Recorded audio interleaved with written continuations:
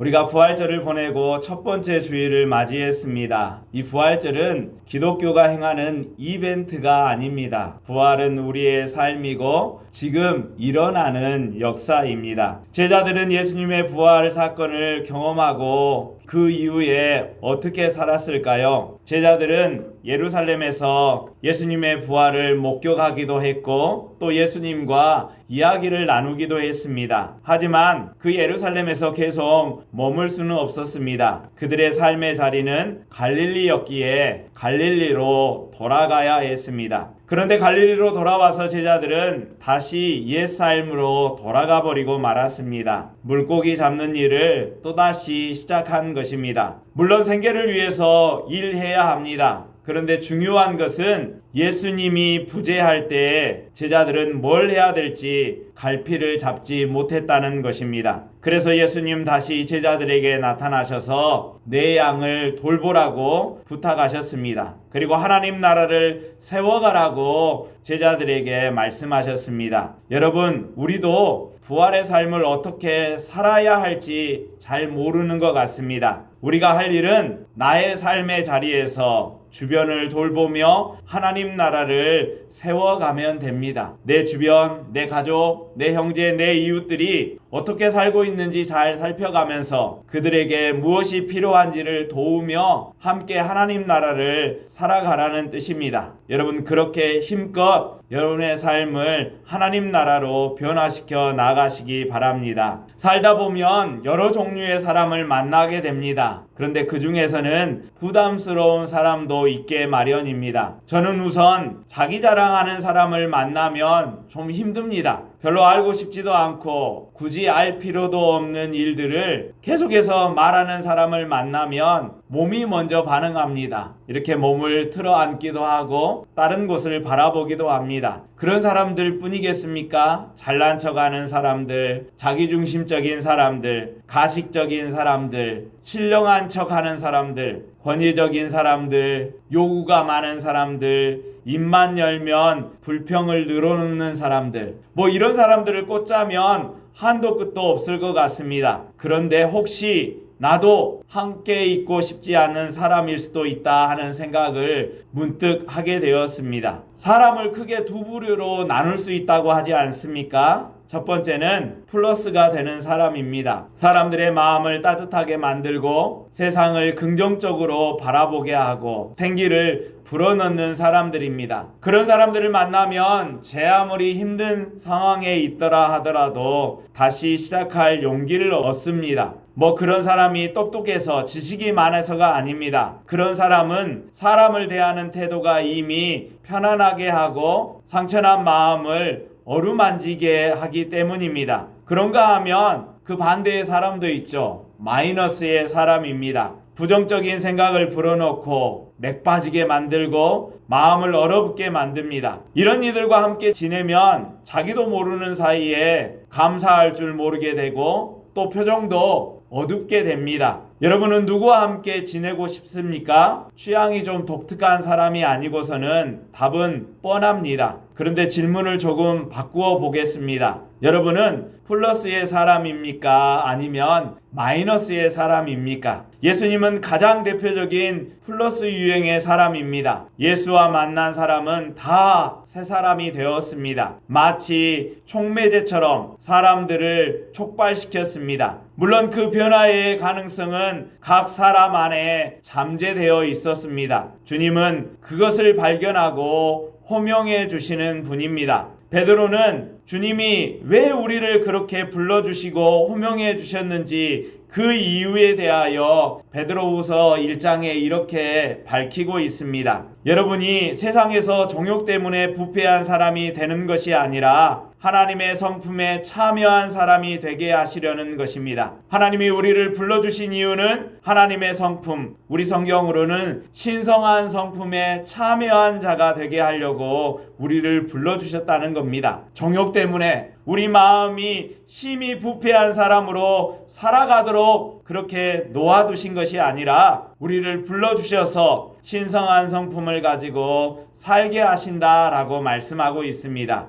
여기서 하나님의 성품, 신성한 성품이라는 말이 참 신선하게 다가옵니다. 이것은 우리의 노력으로 이루어지는 것이 아니라 하나님의 완전하고 충만한 은총으로 이루어지는 일입니다. 마치 해가 떠오르면 어둠이 물러가듯이 예수님의 빛이 비치는 순간 우리 속에 있는 어둠이 물러가는 것처럼 하나님의 은혜가 우리를 충만하게 차오르도록 만든다는 것입니다. 그럴 때 우리는 종욕적인 사람이 아니라 신성한 성품에 참여하는 사람, 신성한 성품, 고상한 성품을 가진 하나님 닮은 사람이 되게 하신다고 말씀하고 있습니다. 언제 그런 사람이 된다고 말합니까? 하나님이 우리를 불러주실 때라고 합니다. 그래서 예수님은 갈릴리 어부였던 시몬을 불러 반석이라는 뜻의 베드로가 되게 하셨습니다. 또 시대에 대한 염려로 의기소침해 있던 나다나엘에게는 간사한 것이 없는 참 이스라엘 사람이라고 그의 본심을 드러내 주셨습니다. 이렇게 예수님은 사람 속에 숨어 있는 아름다움을 이끌어내는데 명수셨습니다. 그런데 우리는 그렇지 못하죠. 좋고 싫음의 척도를 가지고 사람들을 대합니다.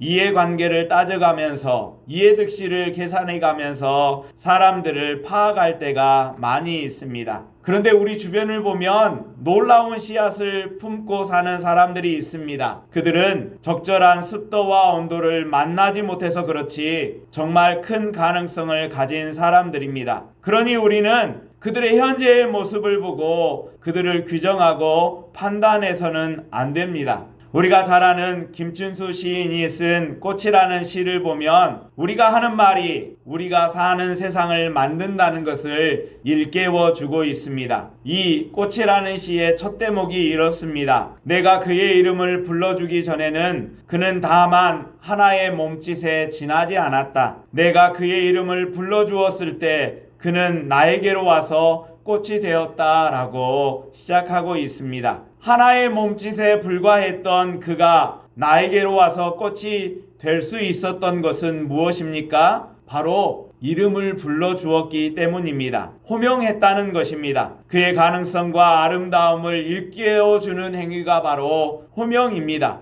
예수님은 베드로를 그렇게 호명해 주셨고 나다나엘을 그렇게 호명해 주셨을 뿐만 아니라 저와 여러분의 이름도 불러주셨지 않습니까? 심지어 예수님은 선한 목자로 자기 양의 이름을 하나하나 불러주셨다고 합니다. 그리고 그 양은 제 갈 길로 가는 양들이 아니라 선한 목자를 따르는 양이 될 수 있었습니다. 시인은 누군가 자기를 적당한 이름으로 호명해 주기를 지금 바라고 있습니다. 그러면 호명해 준 그에게로 가서 꽃이 되고 싶다라고 밝힙니다. 여러분, 우리도 그렇지 않습니까? 누군가에게 꽃이 되고 싶은 인생이 되고 싶지 않습니까? 저의 삶을, 그의 삶을 환하게 꽃피게 만들 수 있는 그런 인생 살고 싶지 않습니까? 바로 예수님이 우리를 그렇게 불러주셨고 우리도 또한 누군가를 그렇게 호명하며 살아가라고 말씀하고 있습니다. 여러분, 지금 만나는 사람들의 가슴에 무엇을 호명하고 있습니까? 탐욕스럽고 사납고 비열한 존재를 깨워 호명하고 있지는 않습니까? 아니면 따뜻하고 온유하고 덕스러운 존재를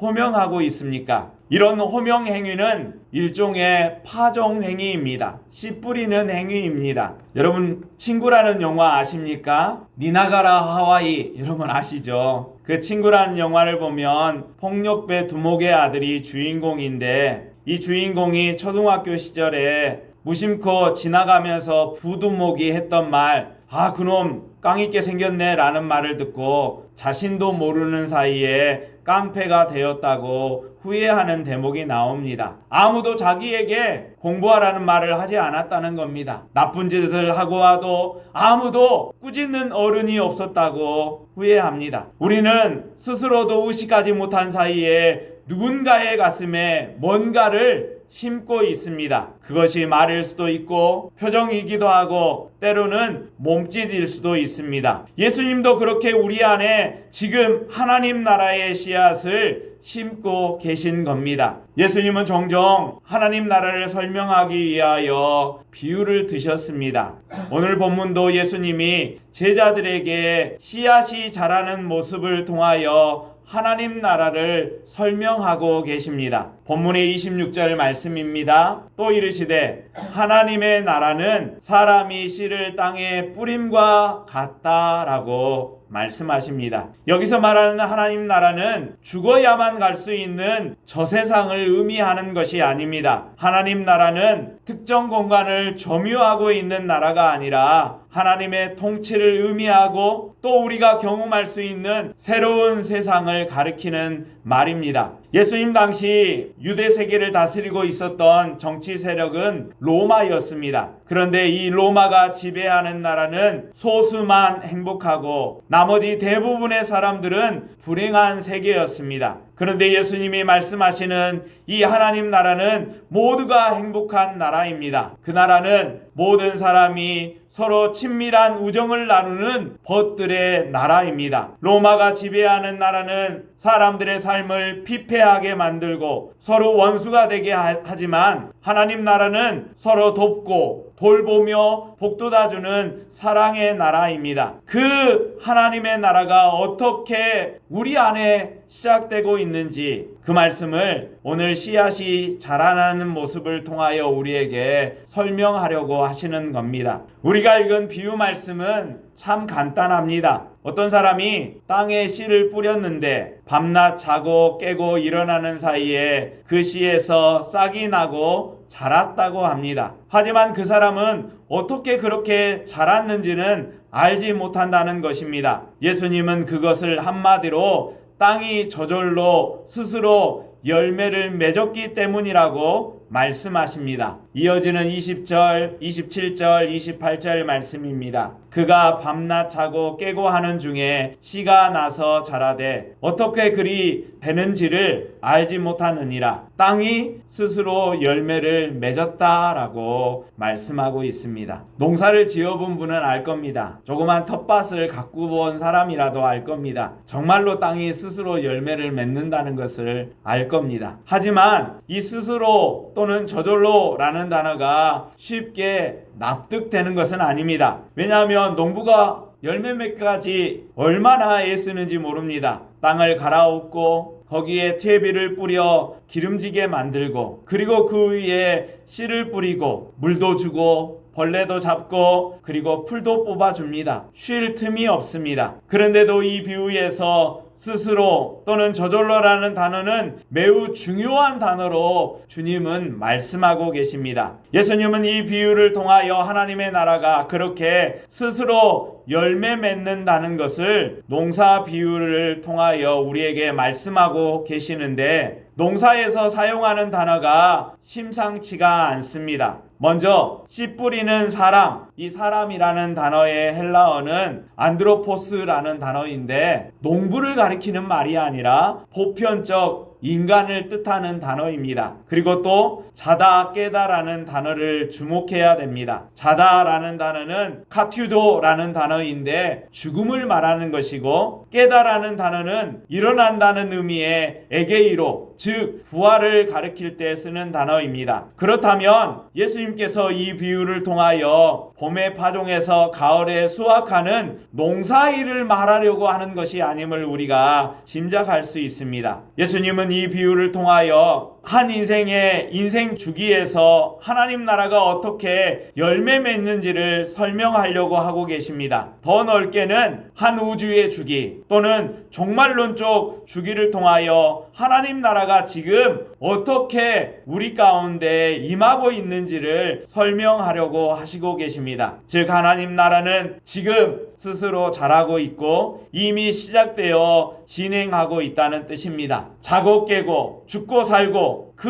모든 일련의 과정이 벌어지지만 하나님 나라는 계속 결실을 향하여 지금 나아가고 있다고 말씀하고 있습니다. 여러분, 농사일은 이번에 실패하면 내년을 기약하면 됩니다. 하지만 하나님 나라는 한 번 놓치면, 받아들이지 않으면 영영 두 번 다시 그런 기회가 없다는 것을 말합니다. 여러분, 구원이 그런 거 아닙니까? 구원의 기회가 늘 우리에게 있는 것처럼 생각할 수 있지만 하나님의 입장에서 구원의 기회는 늘 있는 것이 아닙니다. 일생에 단 한 번 있을 수도 있습니다. 예수님은 그런 상황을 지금 염두에 두고 이 비유를 제자들에게 들려주고 계십니다. 그런데 세상은 좀처럼 변하지 않죠. 아무리 예수님의 복음을 전하고 하나님 나라를 전해도 이 세상에서 하나님 나라는 요원해 보입니다. 세상은 변하지 않는 것처럼 보입니다. 하지만 하나님 나라는 우리가 자고 깨고 어떻게 이렇게 됐나 알지 못하는 그 사이에 계속 자라고 확산되고 있고 결국 추수 때를 향하여 나아가고 있다고 우리에게 가르치고 계십니다. 오늘 이 비유는 세상은 쉽게 변하지 않는다, 사람들은 복음을 잘 듣지 않는다 라고 실망하고 포기하는 우리를 부끄럽게 만듭니다. 하나님 나라는 사람들이 듣건 안 듣건 그렇게 자라가고 있다고 말씀하고 있기 때문입니다. 우리가 뿌린 씨가 죽지 않는 이상 때가 되면 반드시 싹이 트고 자랄 것이라고 예수님이 가르치고 계십니다. 그러니 씨앗에게 지금 필요한 것은 단지 시간일 뿐입니다. 그런데 우리는 당장 결실이 보이지 않기 때문에 늘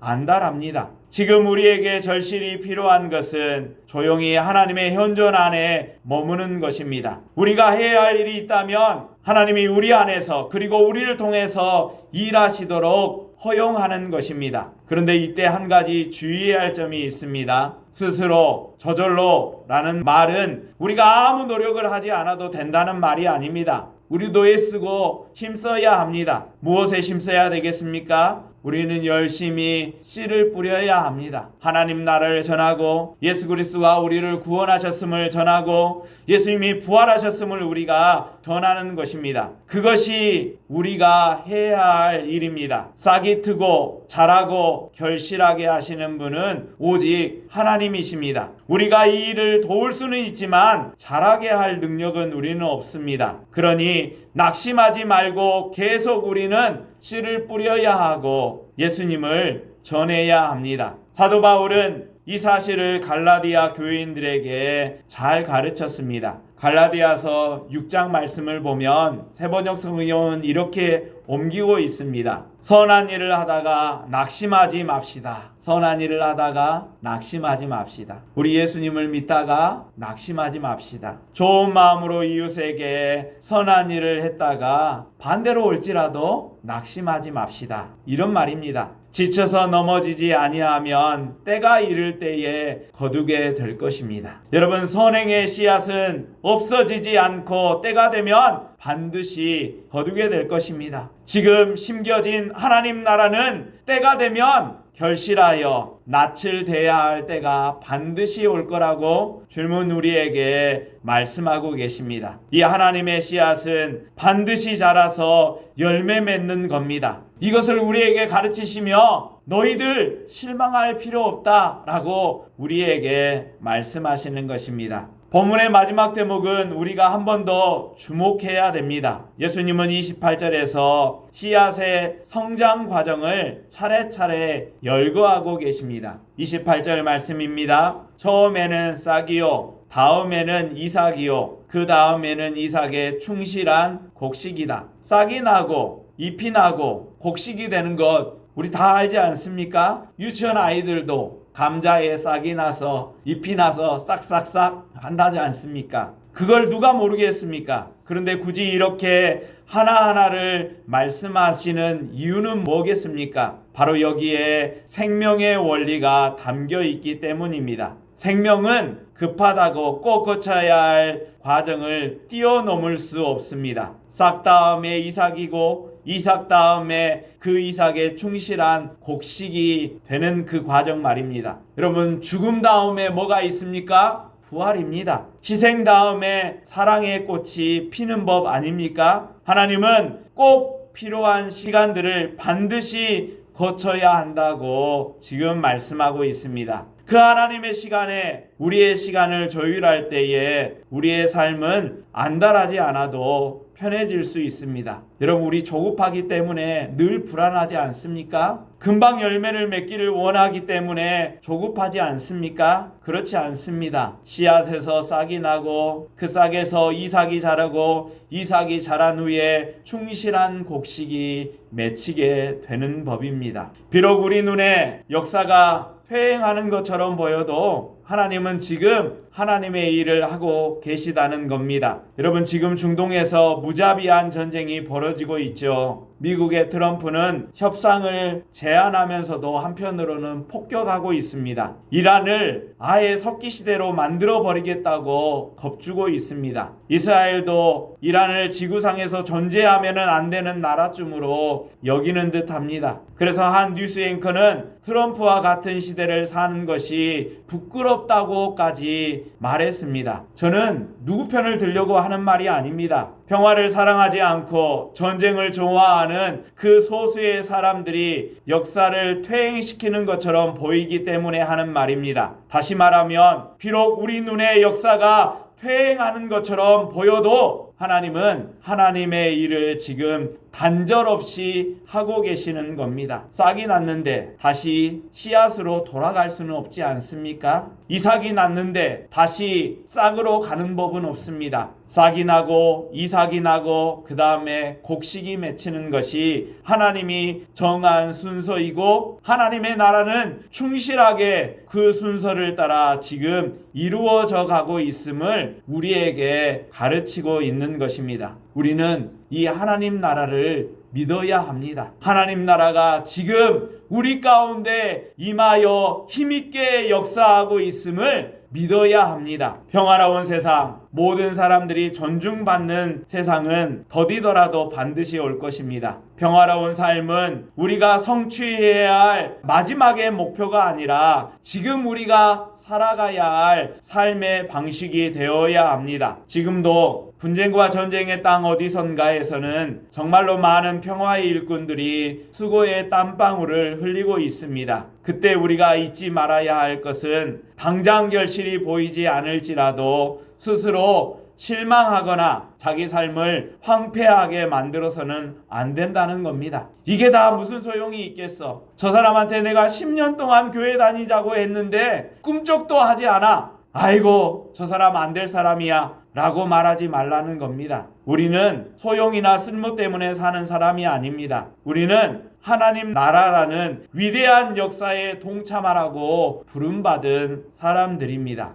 저는 우리 교인들이 희망과 사랑의 하나님 나라를 파종하는 착한 농부들이 되기를 바랍니다. 만나는 사람들의 가슴에 평화와 사랑의 씨앗을 심고 어둡고 척박한 역사 속에서도 하나님 나라의 희망의 씨앗을 심으며 살아가기를 바랍니다. 우리가 그렇게 애쓸 때, 땀 흘릴 때에 우리는 세상을 밝히는 사람들이 될 것입니다. 우리 교회는 반드시 어두운 세상을 밝힐 것입니다. 여러분, 하지만 씨 뿌린다는 것은 그리 쉬운 일이 아닐 수도 있습니다. 비난받기도 하고 비평의 대상이 되기도 합니다. 그러나 우리가 뿌린 하나님 나라의 씨앗은 저절로 자라고 있음을 확신하시기 바랍니다. 지금 농부들은 농사일, 밭일로 분주한 시간들을 보내고 있습니다. 그런 철이 되었죠. 지나가다 보면은 논밭을 갈아엎고 이 씨 뿌릴 준비를 하고 있어 보입니다. 여러분, 우리도 씨 뿌리는 자임을 잊지 마십시다. 우리가 뿌리는 씨앗이